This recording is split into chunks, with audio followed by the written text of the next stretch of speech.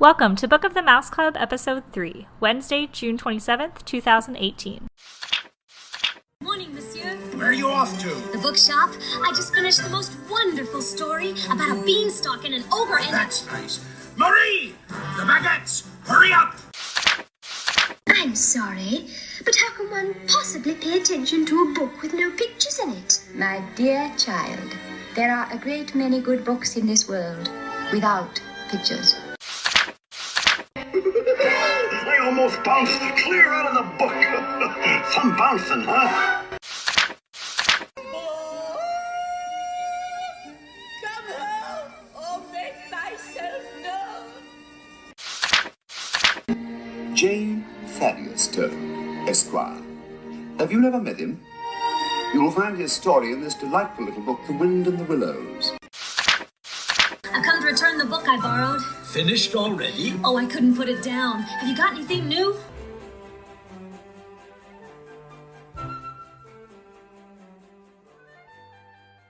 Hi everyone, welcome back. Today on episode 3, we are discussing the history of Little Golden Books, their broader rich literary history, and Disney's connection over the years.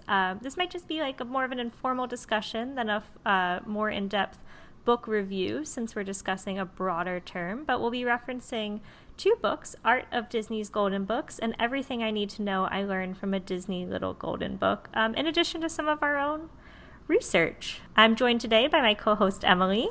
Hey there, Courtney. How are you? I'm doing well. Hey, I just actually finished the Mad Chatters episode you were just on, so shout out to the Mad Chatters who just did their annual game episode, and it was so cool hearing you play one of your favorite games. You've been dying to play Match Game. I have. It was a lot of fun. So that is episode 194 of the Mad Chatters. We've given them some shout outs before, but I was honored to join them for their annual game night episode.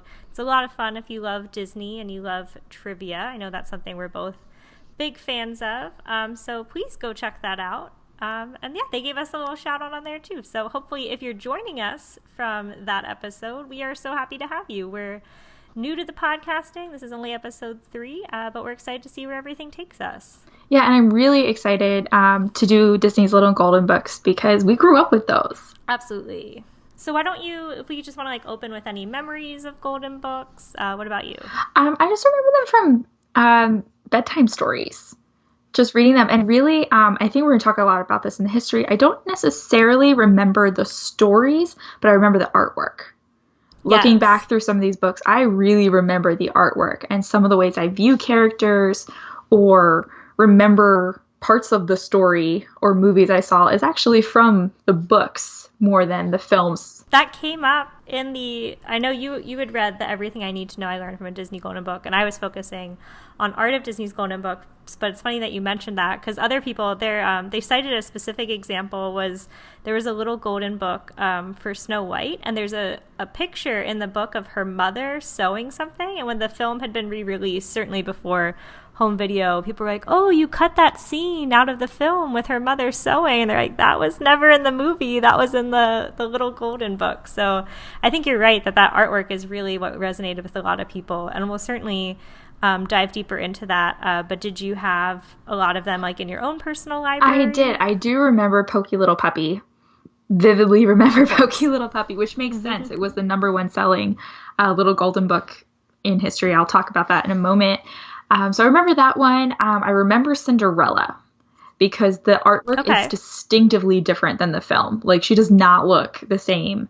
And I think there's artwork in the Everything I Need to Know book, and I know there's artwork that you had in your book. Oh, yeah. Because I was able to see an excerpt of it on Amazon. Amazon's great where you can look at parts of books, and they had the Art of Disney's Little Golden Books, and I was looking through what pictures they included in the book that you read, and they had a lot on the Cinderella, and I vividly remember those photos and those illustrations, but not necessarily the story itself. So really the picture stuck with me. Yeah, and I think that's what made them so accessible to a lot of kids, and I'm sure we'll get to that as well. I have a stronger memory. I really remember books on tape. Yeah. And like the Disney books there that were like ding. Oh my gosh, I had those too. Like I think that was, we'll have to do an episode on that, but that was probably more of my personal library. But I feel like I remember golden books just always being when you went to the doctor's Yes. office. Oh my like gosh, you, you're right. You know, like you're sitting in a waiting room and they, you know, there's always like a little kid corner with like that toy that you play with the blocks, and then like a pile of golden books. That's what I associate it with. Definitely some of the classics that you mentioned, like the older films, which are around when the golden books started, like Cinderella and Pinocchio. But then even more modern things, at least for our generation, like Beauty and the Beast had a golden book. That's my all-time favorite Disney film, and I learned that it's a rich tradition that continues today. So I think that's a good starting point to get into that history. You had looked into the history of like golden books overall. Do you want to share a little bit about what you found? Sure. It was actually super easy to find this research because they celebrated their 75th anniversary last year. Oh, nice. So there were lots of articles. I pulled from New York Times, and I also pulled from the Smithsonian because they actually had an exhibit with original artwork. Oh, cool. And living in the DC area, I actually went to that last year. Which full year. museum was that? The Smithsonian of American History. Oh, my fave. Yeah, it's wonderful. If you've never been, please come visit the DC area. Put it on your list. You got to go. But they did an exhibit on it last year for the 75th, and they mostly focused on the illustrations. Of course. So they had original artwork and original first edition books from the 1940s on display, and a lot of ones that I had never heard of before or read before, because I think our generation, we've read more of the more contemporary or like Pokey Little Puppy, but they had ones on like firefighters and bears that I don't remember that were pretty old, but beautiful illustrations. So they had articles published, and then I also pulled from the Little Golden Books homepage because they had a lot of rich information to celebrate their 75th. So Little Golden Books was founded in 1942 under Simon and Schuster. Then it went to Western Publications, and then in 2001, where it is now, it's currently under Random House. Okay. So they own this. So on October 1st, 1942, 12 books were released. And their purpose was actually kind of to combat some class warfare during the time of World War II. So this company, Simon & Schuster, was looking to entertain children, but also make it affordable. We're in the war. People can't afford really nice books. And I actually did some math. Looking at Simon & Schuster sold a Little Golden Book for the first over 10 years at 25 cents. That would be under $4 today in 2018 money. Typical children's books at the time were going for $2 to $3, which today would be $30 to $40. So look at that jump. So like children's literature was just not affordable to most middle and lower class families. What's really interesting to me is that, you know, I knew we were going to be talking about this, and I had been in Barnes & Noble a few weeks ago, and I took some pictures of Disney golden books, and I looked at the price, and they're $4.99. I just did an inflation calculator, and I put January 1942, and 25 cents then is worth $4.01 now. So I love that they're still affordable in a way. I mean, now $4.99, really like that's stuck to that. Not much higher than what it is calculated for inflation. Like it's pretty much just $1 more, which compared to I think the rate of inflation for a lot of products is very impressive that they've stuck to that kind of integrity. Yeah, of the and looking at the accessibility. timeline on their website from Little Golden Books, they didn't increase the price. I think the first price increase was 25 to 29 cents, but it was like 10 years down the line. Wow. So they were able to hold this consistently. And by doing this, they opened up this whole new market of children's literature to more middle class and lower class families.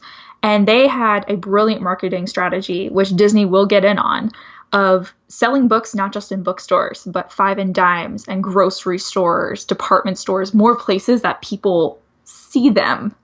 Because most people don't go out of their way to go to a bookstore, but you'll see it in the checkout aisle or while you're walking around a department store buying your winter coat. So they really opened up their market. So I pulled this quote from a New York Times story. So it said, the idea behind the venture, as someone explained, was that the populist conviction, far from universally shared by publishers, that the known book buying market represented only a fraction of the market's potential, and that less well-off Americans would buy books if they were cheaper. And they saw this within the first year. By 1943, 1.5 million copies were already sold, and some were in their third printing in a year. Like, that's insane. And after the first 10 years, over 183 million copies were sold, and the price again stayed at 25 cents. And then it was in the 1980s where they reached 2 billion prints. It's amazing. Really, they've reestablished, or they established the standard for children's literature, which I had no idea about this history, or like just how popular they are. And this is just in America. I don't know if they're universal. I wasn't able to find anything about international sales. I feel like being in our mid-20s, we take it for granted because they were just so accessible to us. You know, like they'd already surpassed the 2 billion mark at that point. Yeah, some important social history in the 1960s and 70s, at the height of the civil rights and the women's movement. They got some pushback from some of the readers. So these books are not without criticisms, like anything, that there were not representations of people of color and female characters. And so in the 1960s and 70s, if you were to put the books side by side, you start to see a shift in having more female dominant characters and having other races represented. So that was a really big shift, and one of the big criticisms that they received in the post-war era. And then going from there, Pokey Little Puppy is the #1 selling children's book to this day. So it's sold over 1 billion copies. I will get to it. It has a Disney connection. I'm not sure if you're Really? aware of that, No, but I'll be I'm happy not. to share very soon. Oh, I need to correct myself. So sorry. By the 75th anniversary, they had 2 billion books have been sold. By 1986, it was 1 billion. Still, I mean, But think about that, a just billion that books in turnaround. less than its full lifetime, since 1986. I appreciate your integrity to the facts. So I do thank my you. best. It's the teacher in me. But yeah, so really rich history, particularly in American culture, trying to bring literature to children. And some quotes and things that I remember people talking about were like, even if kids weren't necessarily reading them, this is the first time books were built for kids. They had hard covers, they could be thrown, stuff could spill on them, they were childproof. I remember people talking about they would use them to build things. So they would read them and then they would stack them and build them and put stuffed animals under them. And so they really found their way into not just literature, but an everyday child's plaything. They're very durable, for sure. I think my mom still has a stack of them, and I think some might be hers. It's been a while. I haven't been to my parents in New Jersey in a bit. Oh wow! So some like originals, Like from her childhood, possibly. I love that. I think we'll get to the legacy of it a little later too, but just like how it's passed down from generations. And I think much like Disney films, Disney is certainly a part of the reason for that. Did you have anything else you wanted to share before I jump into Disney's connection?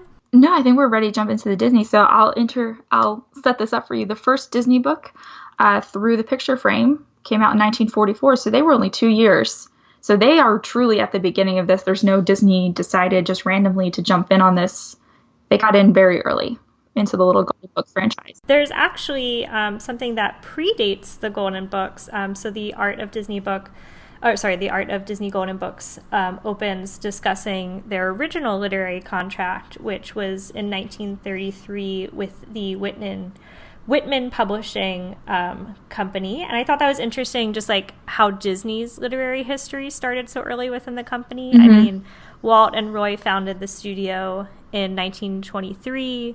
That's why we have D23. The Steamboat Willie premieres in 1928, and within 5 years, they're already entering the publishing world, which was something called the Big Little Book. Again, like a durable book for children, and it was just about Mickey Mouse. You know, certainly the most popular character within the Disney lore. So they had an agreement with that. Whitman Publishing had approached Walt and Roy about that. They saw the value in there, but then, as you said, in 1944, they decided to go into a contract with Golden Books. And what I found really interesting within the history is that they certainly, pulled from their film legacy. You had mentioned books about Cinderella and books about Snow White, the main features, but there's also other books that were done by the Disney artist, Mary Blair, certainly well known to theme park fans as the designer behind It's a Small World and the mural within the contemporary main concourse.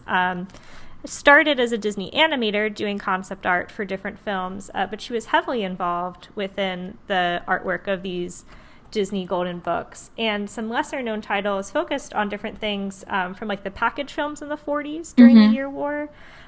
So just even little segments like Johnny Appleseed or Once Upon a Winter Time. These were small. I really remember Once Upon a Winter Time, and it's one of my favorite. The ice skaters. Everyone, as soon as you say the Disney ice skaters, people know exactly what you're talking about. And those package films were perfect because they're shorts. They have a quick storyline. They fit in less than 15 pages for a children's book. Perfect way to showcase those characters. And those illustrations were Mary Blair as well. So they pulled from the package films, recycled them into different books, and then were preceding, the more storied films like Cinderella.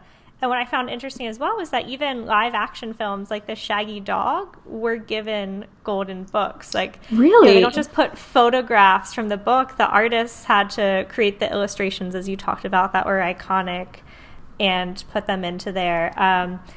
Golden Books, the original publisher, did go bankrupt in 1998. You had spoken to Random House acquiring it. Yes. There's an interesting timeline there. In the year 2000, Disney had changed its licensing to Random House. And then in 2001, Random House bought Golden Books. And they kind of made a return in 2002 with Finding Nemo. So, there'd been that a was bit of a in break one of the there. excerpts I was able to see. I was able to read that portion. Museum. That was really cool. Yeah, so on Amazon, I don't own, not yet. I will have it on my bookshelf someday.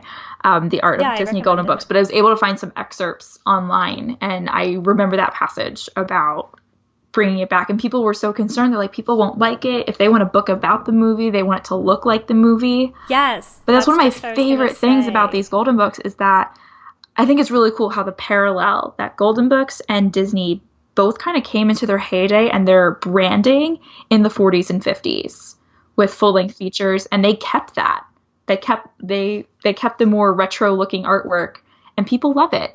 It's never failed. I was going to say, I love the integrity to the artwork because, we've certainly shifted. We've seen within children's media and film, CGI, computer-generated, is the new medium, Nemo, Pixar, all of that. And Frozen, even, Disney's own Walt Disney Animation Studios features. But the little Golden Books all have that classic retro touch. And I think that's because a lot of these, it had explained, these animators turned to Golden Books like as their source of inspiration just when they were learning to draw. The art of Disney Golden Books was filled with quotes from Disney animators about their own influences. And I loved hearing how they turned to their own masters like Mary Blair and confessed to tracing the cover of the book as a kid just to learn that medium. So I like that they pay homage to those masters before them by keeping that style and okay, it doesn't look like the movie, but it still has iconic illustrations that children can relate to. So I think a lot of Disney's history lies in the artwork itself. And what's really interesting to me there, I just didn't think about it until I was reading it. This book gave me a newfound appreciation for the art in these books. A lot of that was done by hand. There's no Photoshop back then. Those illustrations were hand painted by these people, laid out with the text and design. Right, and that's why the Smithsonian, when they did that exhibit, it was original. They had books, but they also had original artwork. The actual painting that then they would find. I don't know, how would you photocopy or scan or make color copies in 1940? I might need to look at technology in some way. It didn't go too much into the technology behind it, but one of the chapters within this, it's a coffee table book, so it is mostly just pictures of the artwork, but there were little stories throughout, and part of it was discovery. You would have appreciated this so much. I can't wait for you to read it because it's about someone who worked in archives and found all of these originals. I'm sure that's part of what was displayed at the Smithsonian is what was referenced here. Essentially, because Golden Books had gone bankrupt, this company that was responsible for the artwork had retained it since the 1940s. They had held the artwork. Amazing. But Disney technically owned the artwork, but, in the early days, they're like, oh, we made that book, we're good, moving on, what's the next project, let's keep going. And one of the lawyers was like, we own that artwork, so we should probably get that. And they sent like over 330 boxes filled with these original prints. Oh my God. Oh my, can you imagine an original Mary Blair? Like just, you had no idea was sitting in the closet of your office building? Cinderella, that was one of the big finds because the artwork, as you said, is so different from what's in the film. That is amazing. I would have loved to have been that person that just thought they were cleaning out a closet to move to the new publisher's building, and then you open the box and you're like, oh my God, there's artwork in here.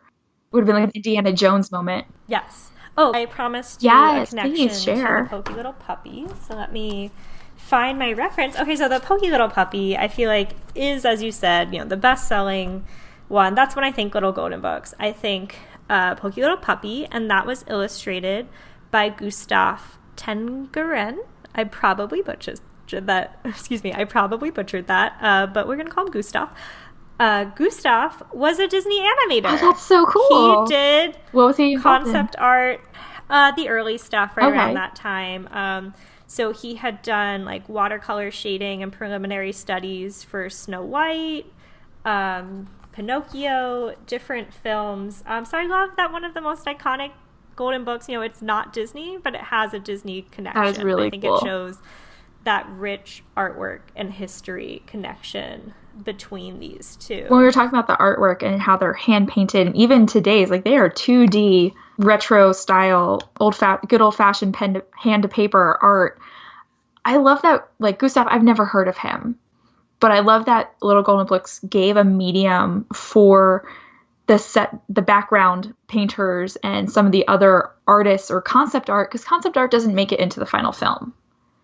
It's concept. So having a place where you can put that concept art on display that other people can see it and can appreciate it is amazing to me. And I love that because we would have never heard of Mary Blair we would have because she's in the theme parks. But some of the other concept artists, if we didn't have a way to show that art more commercially, like people were buying these by, billions, that I don't think we would have really learned about these people or appreciated their artwork and the scope of Disney art outside of just the animation medium without it. I love that in the later chapters it talks about, the more modern ones, like there's Little Golden Books for Ratatouille or Monsters University. And some artists still choose to do things by hand, but even those that are doing it on the computer, they make sure that their illustrations have that look and feel of, paint to paper. It doesn't have like a cheap 2D effect. It really, they made the effect of brush strokes and things like that. I think the perfect word is all integrity. Legacy. Because even when you open the books, Disney Golden, it has that iconic spine with the gold leaf, and then it has the inside cover is the same Little Golden Books print with some of its old classic characters. I see my Pokey Little Puppy, the place for you to write your name, and then the artwork just fits seamlessly with the book style. And I love that this little golden book belongs to, and you get to fill it in. There was actually a comment about that in the research I did, that it's such a small thing to think about, but now children could take ownership of, I own a book. Yeah. And that's a really big deal as a teacher, developmentally for a child to be able to take ownership of something they read, something they can think about is actually a really big step in your developmental process. So that's a hallmark thing of Little Golden Books I think we now take for granted, but that was a really big deal in 1940, that this isn't a book that mom has that she reads to me. It's my book.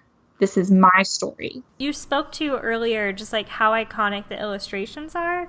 One of the recurring things that animators shared within the art book was that like they went to the illustrations first. So like before you could read, of course your mom would read it to you, but if you're just like the pictures tell so much of a story even without the words. Like they said, a kid looks at the visuals first and then wants to know more about what's on the page and starts to read. And that's how they revisit and they become familiar with the book, and it really gives them that fundamental and that confidence to build those reading skills. Yeah, for sure. And also, you don't read right away. And the first time your parents are reading to you as a kid bedtime stories, they're reading the words, but you're looking at the picture. So that's why I think what I said earlier, I remember the photos and the illustrations more than I remember the actual stories. And I think that's similar to everyone. Maybe one day when I have my own kids and I read them Little Golden Books nonstop, I'll remember the words. My mom probably remembers more words, but I haven't read one to a child in a long time. My cousins are all grown up, so I really don't have anyone to read stories to. No, same. One day, maybe. So a cool thing that I think is an integral part of these books for Disney in terms of merchandising is these came out in a time where there were no VHS, there's no DVDs, there's no way for people to take these characters and stories home except in merchandise. So becoming super familiar with these characters and these stories in the 1940s, 50s, I don't think we had VHS tapes till, the 1980s? Yeah, that's when it was brand new. So people learned these characters and perpetuated these stories through books. There's a great quote that relates directly to it. I just found it. On page 96 of the art book, it says, "Anyone who grew up in the era of VCRs and DVD players can't imagine the importance the release or re-release of a Disney animated feature once had in a child's life. A reference to a film release on the Mickey Mouse Club, Disneyland, or The Wonderful World of Color meant 2 weeks of good behavior to earn being taken to the film, an additional 2 weeks of whining to see it again before it disappeared into the studio vaults. During the lean years between releases, the Golden Books kept Disney characters and imagery alive. For the most part, these were released theatrically every 7 years. That's similar to what we see with like the DVD releases. I think we're still on a similar cycle. You know, the thinking behind that is every 7 years you're getting a new generation of kids to introduce The Lion King and Beauty and the Beast and other films too. And we're lucky that, okay, you know, it came out 7 years ago, but I still have my Beauty and the Beast DVD. I think but I have before 3 that, for different films, copies of Beauty and the Beast from 3 different times. That's fair.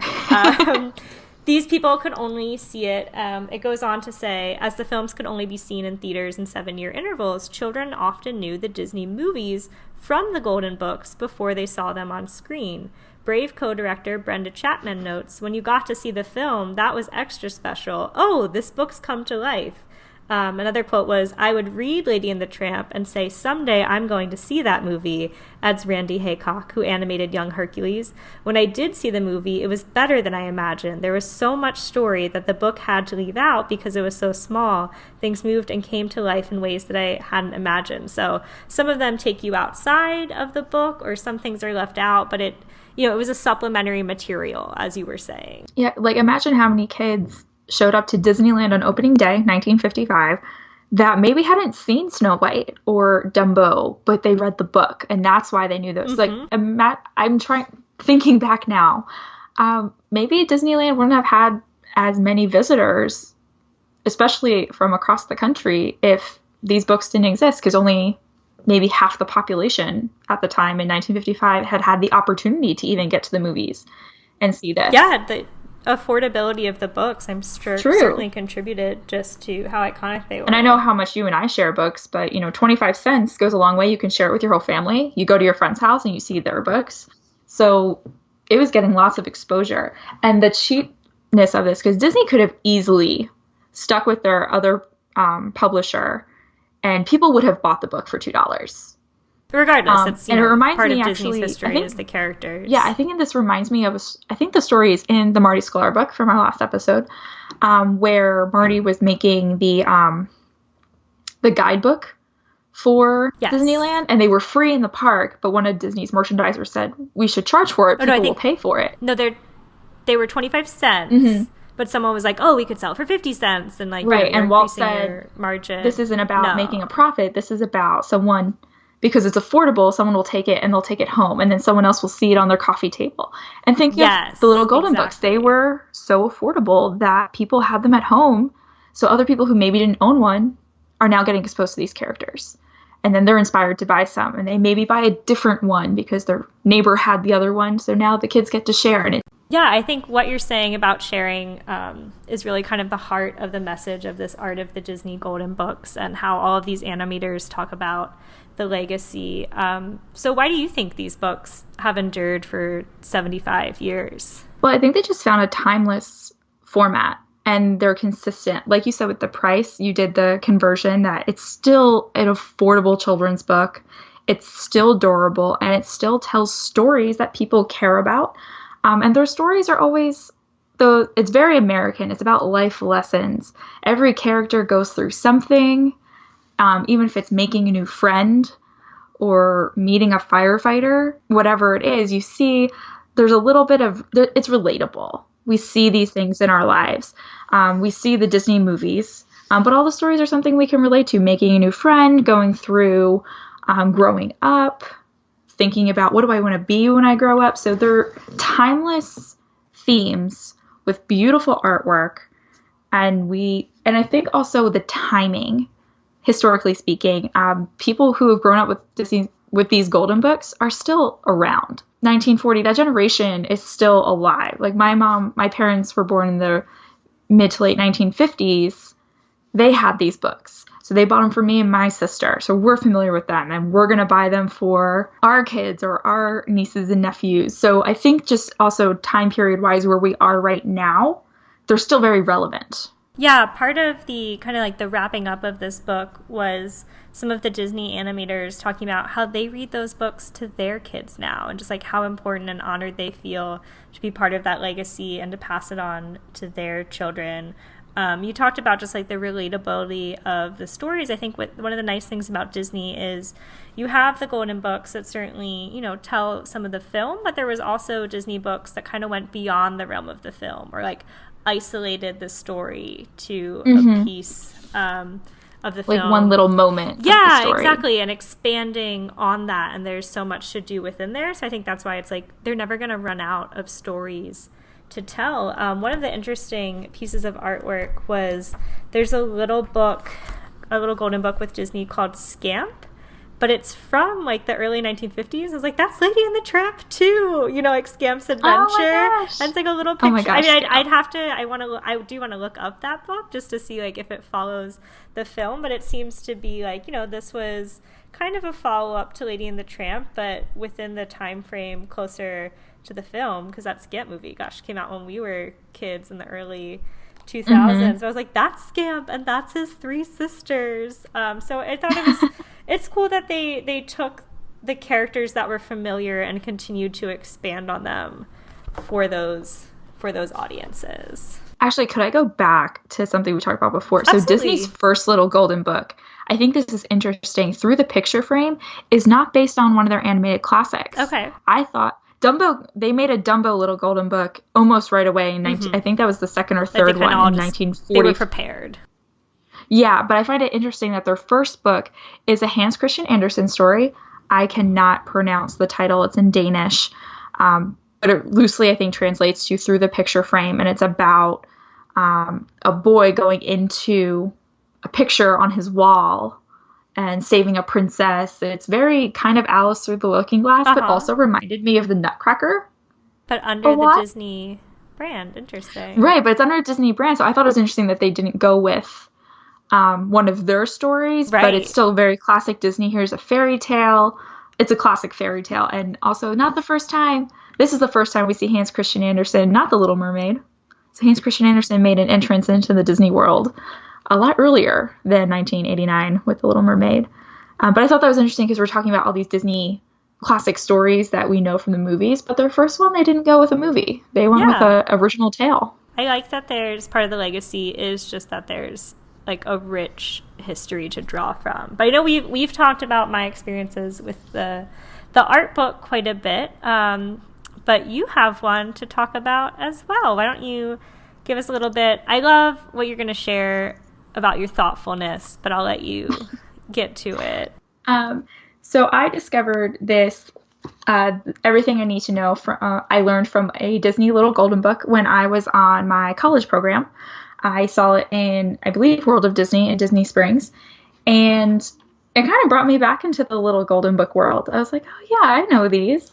And what's cool about this book is actually it's a longer Little Golden Book. This has a number of pages. It's significantly longer than a regular Disney Golden Book. But it's a compilation of different artwork. So some of the ones that you talked about, there are pictures in here like Cinderella, Once Upon a Winter Time, the Finding Nemo is in here. So it's a compilation of lots of artwork from lots of Disney Little Golden Books. So it's kind of cool to see a clash of different art styles back to back. You'll see a classic Mickey Mouse, Sorcerer Mickey, next to a Mary Blair drawing. So it's very varied, but it just tells a really cute story. It's not really a storyline, but it's just like an uplifting. Remember Disney, there are going to be days where it starts when life seems ho-hum. Perhaps you're feeling lethargic for what seems like 100 years, and you're unsure of your direction in life. Lethargic for over 100 years is Sleeping Beauty. Okay. You're unsure of your direction in life is Alice with the Cheshire Cat with all the signs this way, that way. I can picture that. And then it transitions to, remember, keep your head up. You can make your own magic, that kind of thing. So it's an uplifting, like, the overall Disney morality. So it's taking the illustrations, like iconic ones from those books, but then pairing it with a message that kind of like tongue-in-cheek relates to it a little bit, or like draws on the sentiment of those stories. Exactly. So you get a taste of the artwork, but also a really nice, feel-good Disney moral of the story, that good always triumphs. You'll get through those bad days. But what I did with this book, what I think is so great, we're now transitioning to that time where we like to go back with all the nostalgia. So for my roommates, this was my present to them when we graduated our Disney college program. And I also worked in entertainment, so I had lots of friends in the four parks in Walt Disney World. So for about a month, I took them around to my friends as I visited them and had them sign the book for my roommates, and that was my gift to them as our parting gift when we all went back our separate ways at the end of the program. And I've done that since. I gave this book to, on my last Disney trip in March, I went with my cousin and his girlfriend, and this was her first trip in a long time. So I got her this golden book, and she actually used it as her autograph book as we went around. I've given it to friends at graduations because it has that good uplifting message and that nostalgia. That's so at the same time. So I think little golden books are making that resurgence. But I know I'm also starting to buy golden books for friends of mine or my cousins that are having kids. So they're making a comeback in my life as autograph books around the parks. And also I'm buying Disney's little golden books now to give to my future baby cousins when they're born. So it's coming full circle. I love that the Everything I Need to Know book you're giving to people kind of like in these crossroads moments. It kind of reminds me of at graduation when people always give the Dr. Seuss book, Oh, the Places You'll Go. I'm getting that vibe from it. It's so funny. On the graduation table book in Barnes & Noble, those two books were next to each other. The little golden book from Disney. They have like that inspiration table for the graduates. Yes. And they had Oh, the Places You'll Go and Disney Little Golden Book. It's really cool how children's stories resonate still and they come back. It's like you're graduating, here's a children's book, but it really drives those messages home. It's comforting. I feel like that's a book you're just like, I need a little pick me up, I'm gonna turn through it. But that's such a sweet idea. I really like that as a gift. I might steal that. I'll share some pictures on our Instagram of all my friends that I got to sign my golden book. This is one of my favorite treasures from my college program. Yeah. And I love sharing. So did you have people. Like if the character was on the page, that's what signatures there? Like Aurora? So I actually didn't put them on the artwork, but I know lots of people who did. That's really popular is to flip. That's what my cousin's girlfriend did. She found the page. Like when we met Peter, she found a Peter Pan image and they signed it. I kept mine to the inside covers. I didn't want to put them on top of the artwork. No, I get that. I'm weird about writing in my books as well. We had that discussion last time. But I think for something like that is cute. But it's fun to look at. It gives me good memories. Got some rare characters in here as well. I carried this around for a while. So I started one for myself. Yeah. My friends don't have all the signatures that I have. But then I was like, oh, this is such a great gift idea. So then I bought more and started carrying them around. And anytime I saw a character, I was like, oh, wait, they're in the book. And I would get them to sign it. That's so sweet. So it's a great little keepsake. Well, I know there's a lot of different Disney golden books and illustrations referenced in that book, since it's a compilation, so to speak. What is a little golden book from Disney that you love? And I'll share mine. I really love Once Upon a Christmas Time. I don't know, something about Christmas Warm sticks fuzzies. with you. Warm and fuzzy feeling. So Once Upon a Winter Time. So I love that one, as well as anything Mary Blair. I just love, pretty cliche, everyone loves Mary Blair, but I love her stuff. So particularly the Alice in Wonderland I don't think she illustrated it, but it's in her style. So what I looked up with some of these illustrators was she may not have illustrated the little golden book, but they looked at her concept art and took that style to create the golden book. So the Alice in Wonderland illustrations, and what's great is the Everything I Need to Know I Learned book tells you on each page what book it came from, the year, and the illustrator. That Alice in Wonderland was Al Dempster. I'm looking him up. He used the Mary Blair inspiration. Got it.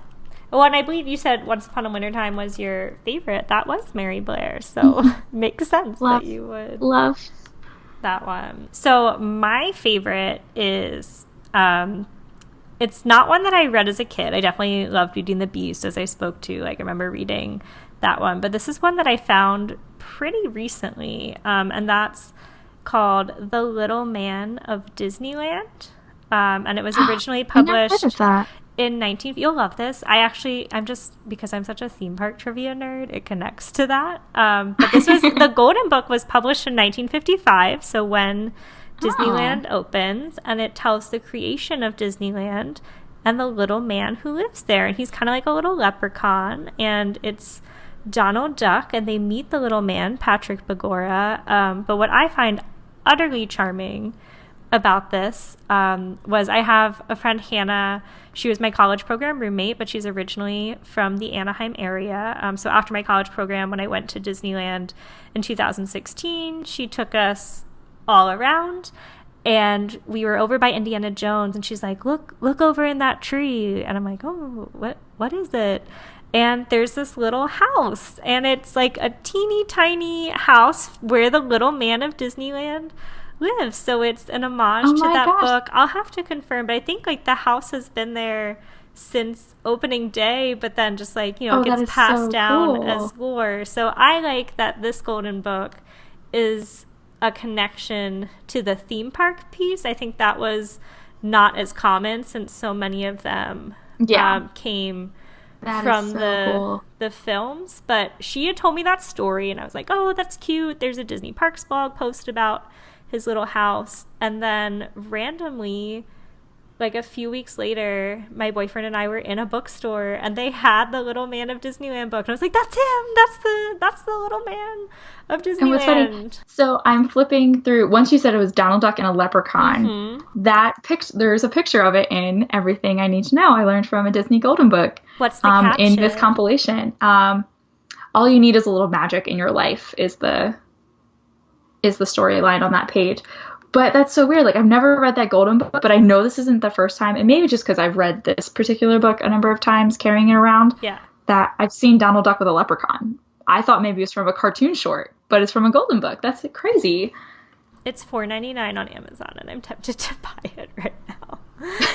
Amazon Prime. Hey, good job. Keeping with the price totals there. Yeah, no inflation on Amazon. But that's a cute one. So I think for me, that is so cool. That's like a recent one that I've discovered, but it has that charm because it's from the 50s, and it carries through. And it's Donald Duck, Fab Five. Of course. It really does fit that retro feel. Yeah. But I think, just something how like the book is from 1955, but still has as much charm for theme park and history fans today, really shows just the legacy of Golden Books, the legacy of Disney, just shows how those two go hand in hand with each other. Like, the fans love them both.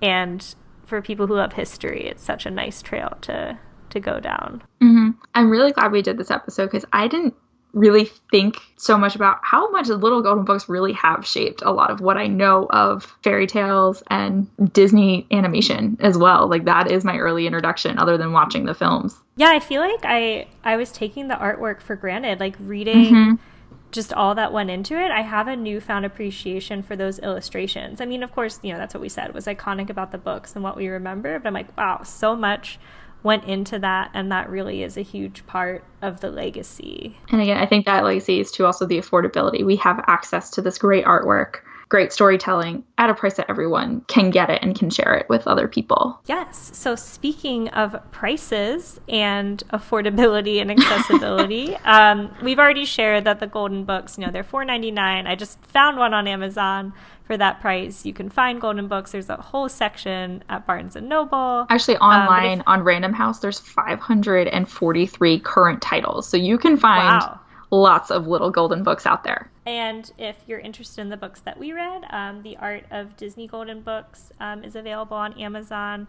I know the Everything I Need to Know I Learned from a Disney Golden Book is available in the parks. I have seen it recently. I was just at Epcot a few weeks ago and I saw it on the shelf, but it is accessible elsewhere as well, right? Barnes & Noble, I got copies from Disney Springs, from Barnes & Noble, and I got one for a friend on Amazon. If you're buying in a book sale store, the price is more expensive than $4.99. This goes for $9.99, but it is a much sturdier cover. And the paper is more glossy than a traditional Disney Golden Book. So the price is a little bit higher. And it is longer. I talked about it has significantly more pages than a standard Golden Book. But I believe I got it for $7 or $8 on Amazon. So definitely check Amazon, check some online retailers.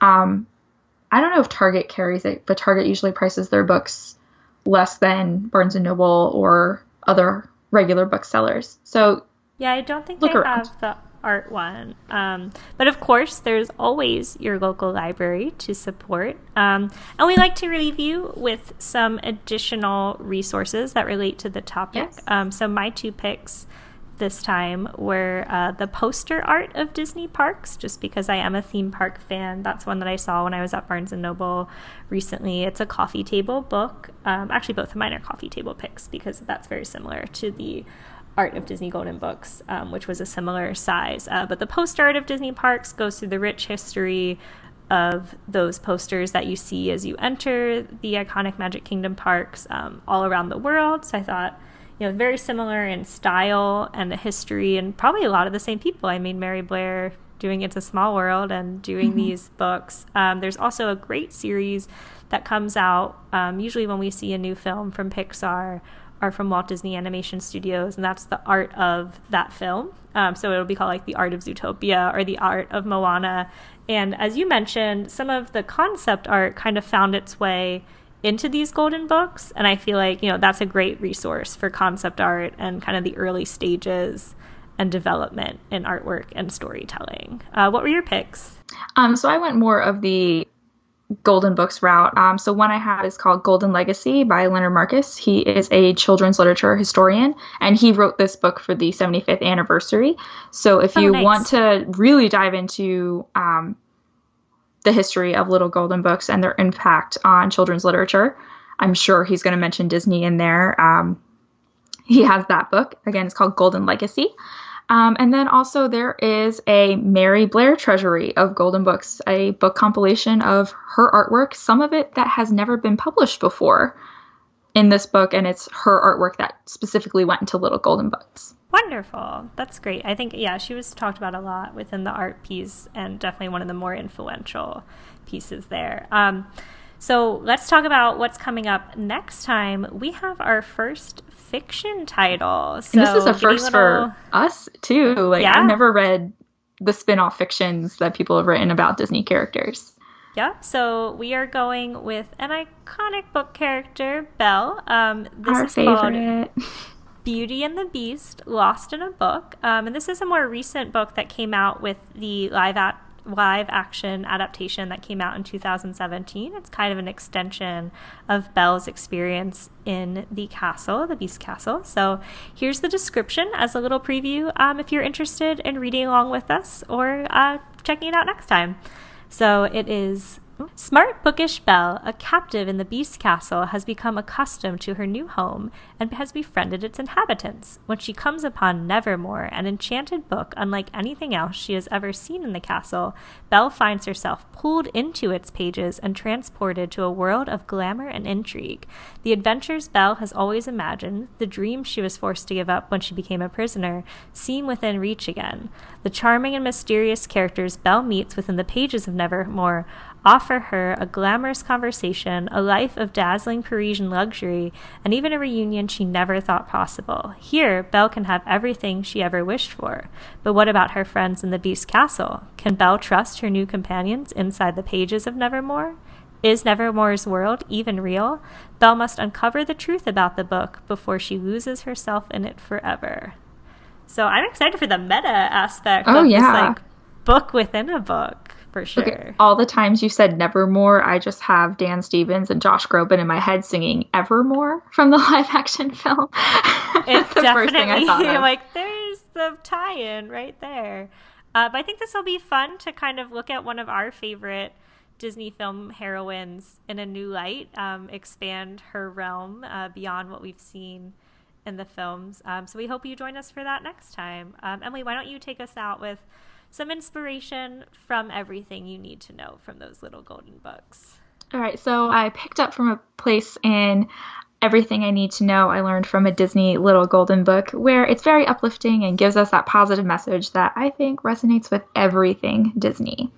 So think back to when you heard stories of fairies and pirates and far-off places, or wizards and castles, and wishes coming true, when you dreamed of true love and happily ever after, and anything seemed possible. Hold those dreams close. They can still come true. Magic is something we can make ourselves. Wonderful. I love that so much. So if you want to continue to follow along or stay in touch with us, we're available on Twitter and Instagram at Book of the Mouse, or via contact for Gmail at bookofthemouseclub@gmail.com. You can find me, Courtney, on Instagram at Great Guthsby, and on Twitter at Courtney_Guth. That's COURTNEY_GUTH. And Emily? You can find me both on Instagram and Twitter at Emily_McD. So EMILY_MICKDE. Wonderful. And we'll see you guys next time. Thank you. Thanks for joining us. Bye.